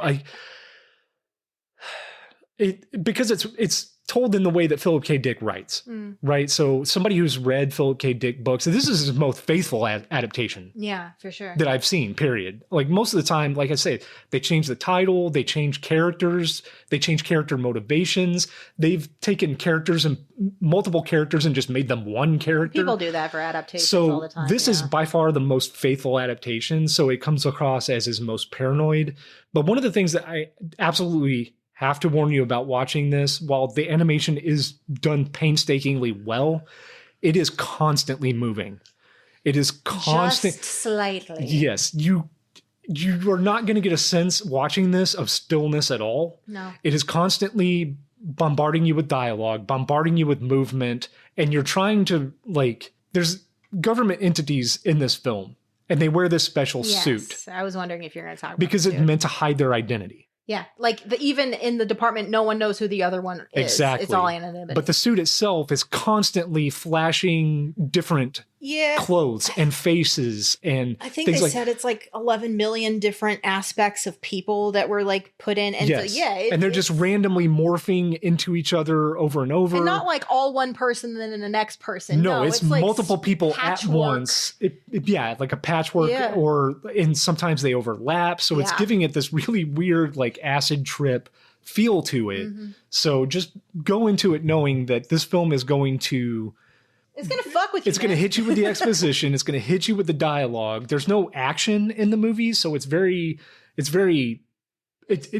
functions on paranoia. It's super dialogue heavy with trippy visuals. Yes. Yeah. So watch this if you want to see something animated in a style that you probably haven't seen. Like I said, unless you saw Waking Life, it's rotoscope, but it's not done in traditional ways like an old Disney film. Right. Where the animation is smooth and it looks kind of cartoonish. This a tiny bit. This is meant to look at, and if you squint, it looks real. It's unnerving sometimes. Yes. There's moments, especially I noticed with Woody Harrelson, for whatever reason, where if he's kind of further back, it looks like he's fucking there. And then he walks up and you do it. No, it is animation. Right. But it fucks with you, man. Right. If you squint enough at this film, it looks like you're watching real actors. Sure, yeah. But then you open your eyes and you're like, oh my God, how is this even fooling me into believing it's real? Because they filmed the whole thing. It's such a unique thing. I like Waking Life more. It's very different.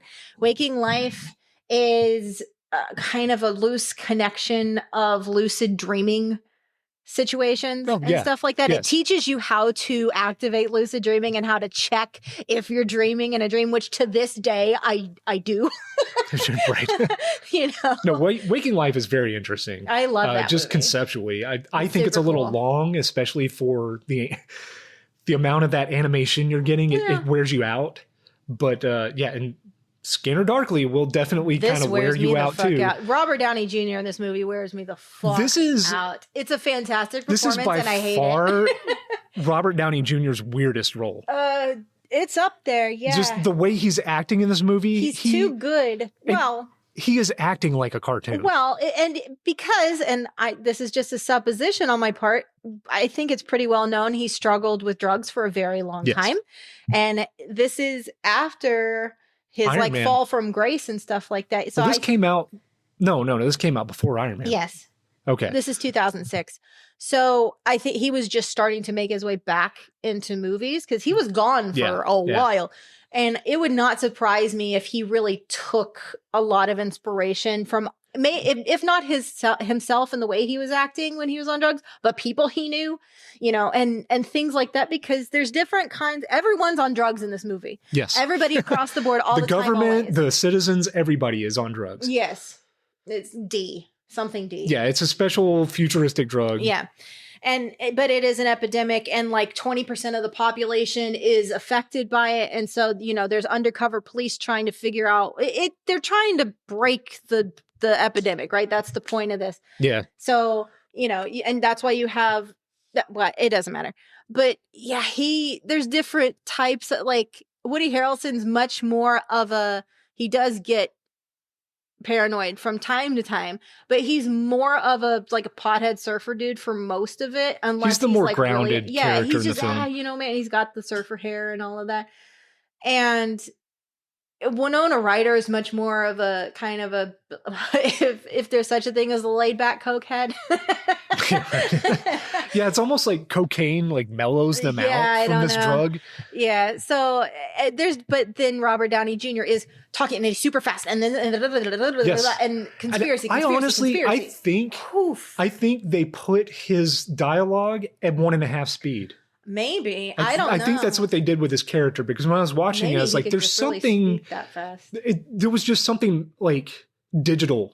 Well, and that could be intentional because we see the movie through Keanu Reeves' character. Right. For the most part, right? Like he's our protagonist, and then he's he's playing both sides. Yeah. So he's who we follow in the film. Yeah.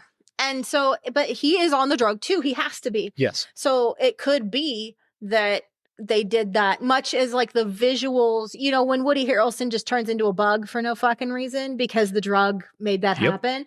It could be that they did that with Robert Downey Jr.'s dialogue to enhance the fucked upness and the unreality of being on this drug. I do believe that they sped his dialogue up possible. 1.5 times. So just be aware that he is definitely constantly moving. He's constantly like talking. And when he talks, he's talking very fast. Yeah. This is another one of those movies that underperformed. Not terribly. It's got great reviews, but performed poorly at the box office, it says. Well, $8.7 million. It grossed 7.6. Yeah, that's so it was close. A failure for sure, especially when you take in like advertising, the budget associated with that. Right. So, hopefully that this made its money back on DVD sales. Hopefully.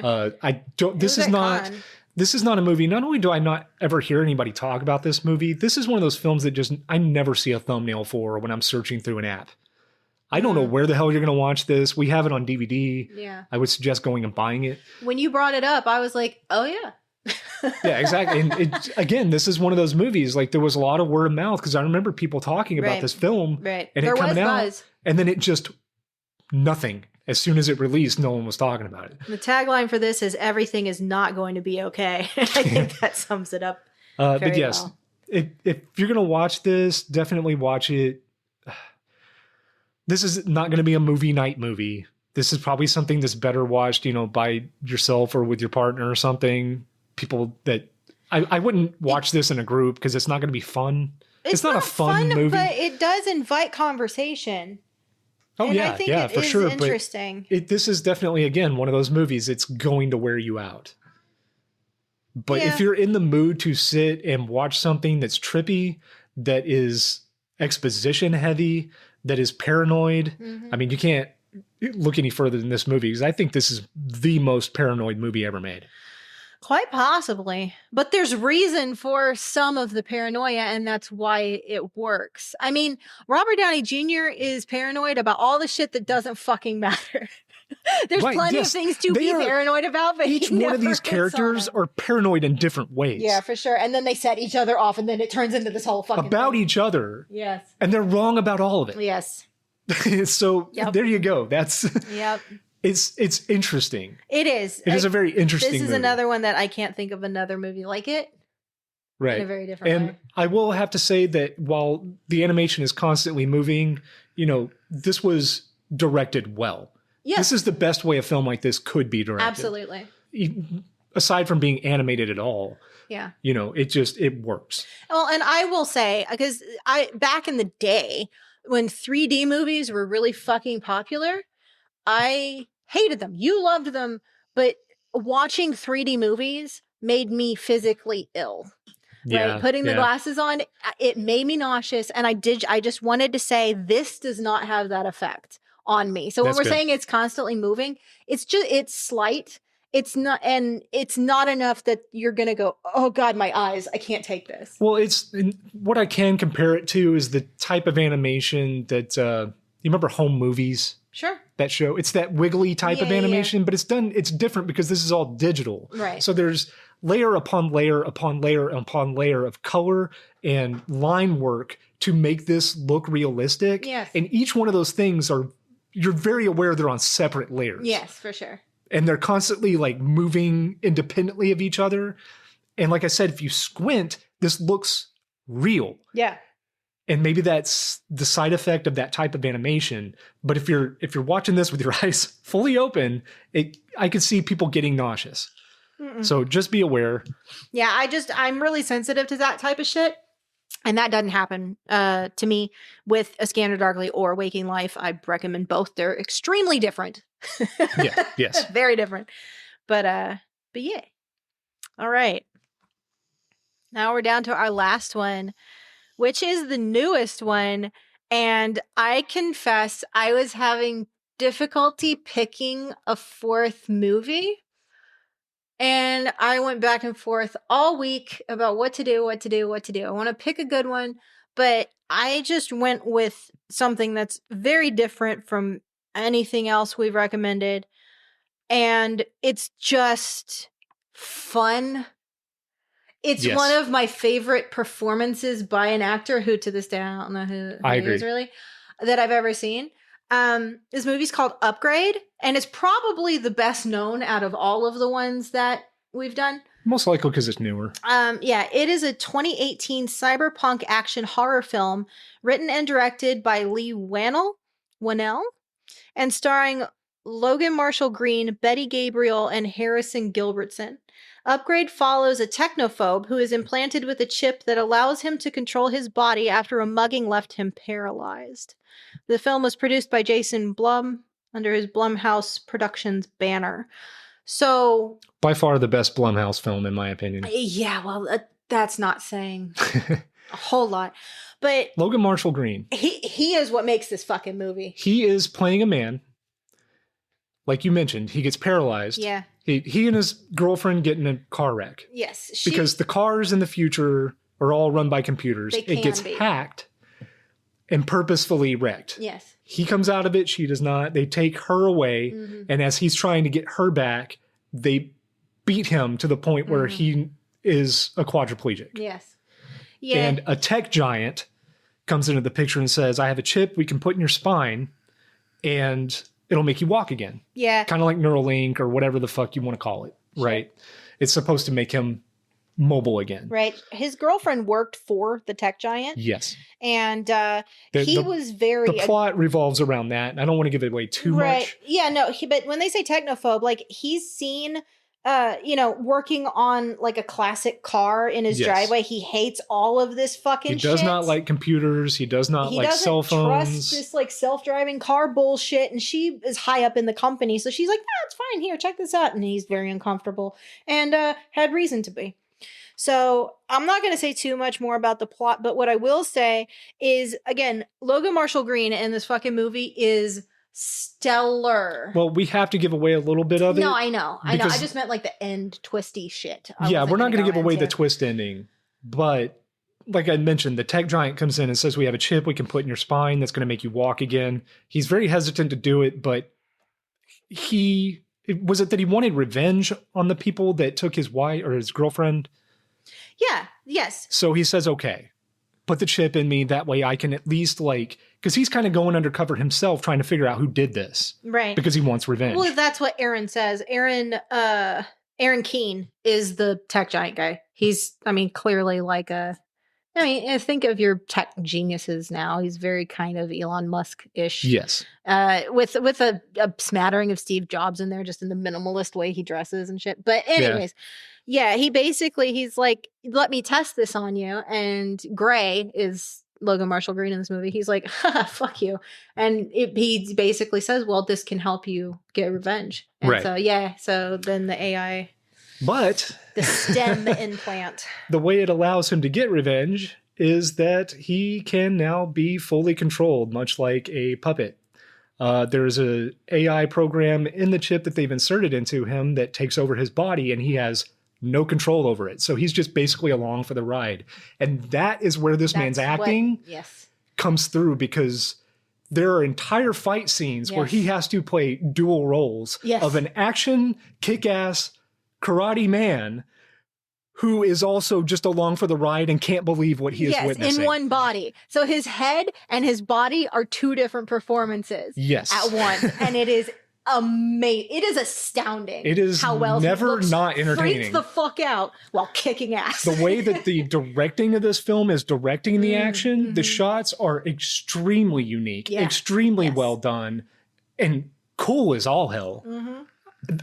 There are few action movies that have come out, just even in the past 10 years, that I would say are better than this movie. Yeah.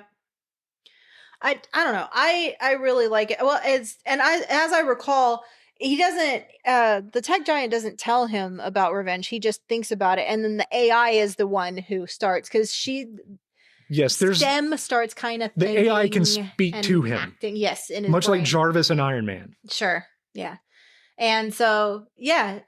But then she's also got the power of, a supercomputer type thing. So she can identify, hey, that's one of the people. Well, that's the first scene where first action scene in this movie is he's going and he's trying to get information to find out who these people are. And he's in a home when they come home, and he doesn't know how to fight. So the AI program is like, would you like me to fight them for you? Yeah. Would you give consent? And he's like, yup. Yeah, because they're about to kill him. And he's like, yeah, help. And then it takes over his body, and he's just this fucking body language changes, solid, secure, kick ass. Yes. Anticipates their every movement, but then also murdering them in horrific ways. And he can't believe what his body is doing. You can't see my stabbing motion. And amazing. This movie is extremely violent too. So just know going into that, you're going to see some scenes in this that are going to make you go, oh my God. Yeah. Well, yes, that's true. But, and obviously there's more to it with the tech giant and blah, blah, blah. I'm not going into too much detail. Right. Yes. There is a major twist at the end. There is. But this is another one. I don't know another movie quite like it. I can't think of another role like this. Yeah. Certainly not one that was done as well as this is. This is one that when I saw the trailer, because they show that scene in the kitchen. Yes. In the trailer. And just his face with his body, I was like, I have to see this fucking movie. What the hell is this? That looks fucking awesome. When you said that this is a cyberpunk movie, it absolutely is. And I think, who directed this? Lee Wannell? I think that he directed this movie far different than any film I've ever seen directed, purposefully to fit a cyberpunk aesthetic. I could see that for sure. And the directing in this is cyberpunk directing. Oh, he's an Australian filmmaker and actor. I guess he wrote a lot of movies that were directed by James Wan, like Saw and Dead Silence, Insidious, things like. So he's got a solid horror. There is a pedigree background, and Upgrade is absolutely one of those films that if everybody saw this would have been a monstrous hit. People would still be talking about this today. It did good. It made $17 million on a $3 million budget. Well, I mean, it's a Blumhouse film, so they typically do well because their budgets are so low. Yeah, but it was, it's referred to as one part The $6 Million Man and one part Death Wish Revenge Fantasy. And I think that's true. There is a lot of dark humor in this. It's very violent. It's fucking sad. Well, and that's just it too, because the way that this character has had his body taken over during these action scenes. Yeah. It simultaneously is horrifying, awesome to look at, and funny as hell. Yes. Yeah. It's this weird combination of how am I supposed to feel watching this? Yeah, I don't know Logan Marshall Green from anything else. It says that he was in 24, The OC, Traveler, Dark Blue, and Quarry, as well as Devil, Prometheus, The Invitation. Yes, he was in Prometheus. Oh. Yeah, I do recognize him from Prometheus. So yeah, he's a solid actor. So I don't know. But he is what makes this fucking movie. The concept is cool, but he brings it to life in a fucking incredible way. And yeah, and if nothing else, even if you don't like these types of movies, just watch it for his performance. His performance in this Genuinely. is something that you need to see. Like, I think a lot of actors really need to take some kind of like inspiration from this role, Right. Because it is not easy to play this. And I wouldn't be surprised if a lot of people haven't watched it because it's a Blumhouse movie. People either tend to love or stay the fuck away from anything with the Blumhouse logo on it. And I'm Yeah, indifferent I'm to kind them. of here I or think there. that I take it one I think at a the time. Blumhouse films, I mean, they're incredibly hit or miss. Yes, they're more often than not but Right. then there's gems like this one. So if you haven't seen Upgrade, which in my head I'm so brain rotted, I just hear Maya Rudolph from Idiocracy going Upgrade. Upgrade. So, but no, just this is spelled like the actual word, not like Upgrade from, from Idiocracy. But yeah. So Yes. I thought we'd end on a fucking Highly recommend Upgrade. action note, like big. It is very violent Extremely. and fucking sad. I love this movie. It's great. So there you go. Well, there you have it. So those are recommendations. I think we'll probably do more of these in the future because, like I said, we can comb through our DVD collection and find, For sure. 8 more movies to recommend for you guys. That would not be a problem at all. But, I just want to kind of end this on physical media in general. I think it's a good idea to have it. Yep. Any number of things can be taken from you, removed from your queues. Even if you pay for them, they can just erase them digitally. It's always good to have a physical copy of something you paid for. Sure. Just at your disposal. But I will say that comes with a major caveat of be sure you have space for it, because this gets out of hand real quick, especially like right now. And this is going to change in the future because physical media collecting is becoming a thing again. I know. So right now is the time, if you want to go out and start a movie collection or something like that, this is probably the cheapest you're going to get them in the foreseeable future. Go to resale shops, man, and I'll just say Go to IKEA yard sells sales. $20 Go to- shelves that are pretty good. Yeah, go to estate sales, Oh, go yeah. to half-price book sales, go to pawn shops are trying to unload these things for nothing. Like during our heyday of collecting, a lot of these, especially the DVDs, I was getting for less than $1 at a pawn shop Yeah. Yeah. or a sale somewhere Or at the big half-price books or sales whatever. that they used to do. They don't do anymore. They stopped after. But just Quarantine. do keep in mind that physical media collecting is starting to be on the rise again. So some of these things are going to start getting real expensive real quick, especially things that are out of print Yeah. or hard to find. Yeah, there was a movie I wanted to do that I don't own, and it was like $70 for the Blu-ray. Yep. So I didn't want to do it because it is very hard to find, but Yeah, we'll get a copy of it. I love it. But I just wanted to throw that out there. Yeah, Like man. I said, it's a good idea to collect, but it And is do for going to video start getting games, too. expensive real quick. Like that, the big reason I don't know, I'm not going on a Switch 2 rant. I'm not going to do it, but I don't like the way they're doing that. I want physical copies of games. Yeah, and I think that the Switch 2 debacle launch, I think that is something that really did put physical media back in the forefront again. So thanks, Nintendo. And that's across the board. I'm not just talking Oh, about for movies. sure, I'm sure. That's talking just about a big video thing games, recently. books, comics, things like that. Like, Yeah. if there's any reason for them to change something in the future to reach a wider audience, that's what they're going to do. If something becomes offensive or whatever, they're going to remove it if it's going to appeal to a wider audience. Well, that's not really my motivation whatsoever. It's hard to find things that I really like because of the constantly shifting nature of streaming services and things like that. Well, and then the price is only going to go up. Yeah. There's no, look, man, Netflix next year or any year for that matter, they're never going to come out and just say, guess what, guys, we're lowering our prices.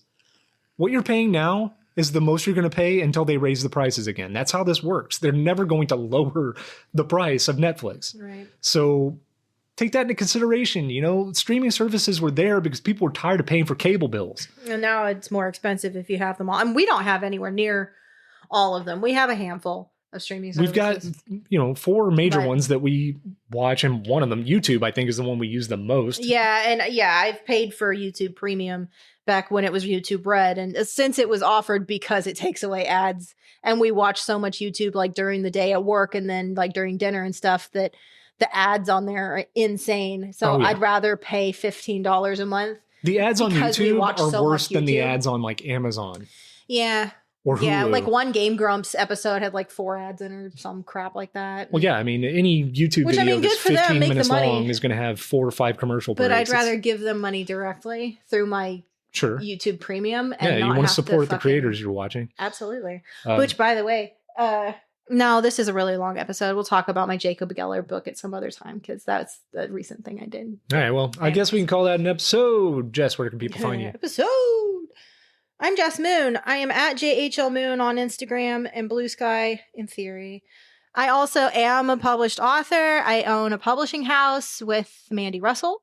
It's called Shadow Spark Publishing. You can find us on the web at shadowsparkpub.com. There is a much bigger social media presence for the house than my personal shit because I'm terrible at keeping up with it. But yeah, whether you like fantasy, science fiction, romance, horror, poetry, we do anthologies every year with different themes. You know, we've been up for 6 years now, so made a small name for ourselves, which is awesome. And all of our dozens of authors who we adore. So yeah, I would say go check us out and see what you can find, man. Physical media. We offer paperbacks. Haha. And ebooks. I'm just saying. We do offer ebooks. Yeah, too. you have to. Yeah. All right, well, you can find me. I'm on Instagram at Chad J. Moon. You can follow the podcast on Instagram at The Pretty Little Podcast. We've got the YouTube channel at youtube.com/at The Pretty Little Podcast 69420. Thank you for everyone who listened to this. I'm going to try to get better at thanking our audience because it does matter. You know, if this does well, if you guys like this type of thing, let us know. And we can. Have you seen any of these movies? Did you go and watch them after listening to this? What do you think?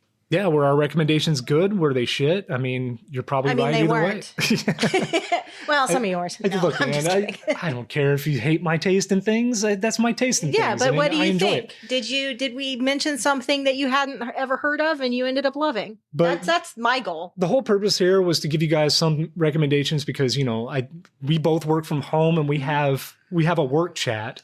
And I've actually had employees that I work with say, what is everybody watching? Oh, they do that all the time. What is there something out there that I can watch while On I my work? team, What too. shows are we watch? So I was like, you know, now maybe I can give them some recommendations on something to watch. For and, sure.